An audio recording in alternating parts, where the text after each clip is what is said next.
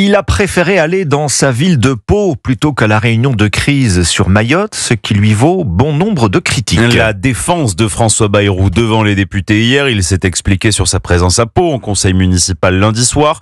Sous les huées de l'Assemblée nationale, il promet de ne laisser aucun défi sans réponse, assurant vouloir former son gouvernement cette semaine. Son discours de politique générale est prévu pour le 14 janvier prochain.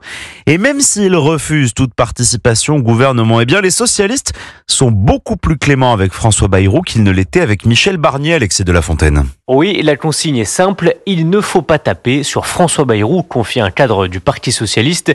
Il est loin le temps des procès en illégitimité intentés à Michel Barnier. La situation a évolué, reconnaît le député Arthur Delaporte, qui espère cette fois-ci obtenir des concessions du Premier ministre. On lui laisse la possibilité de nous dire que oui, sur les retraites, il va bouger.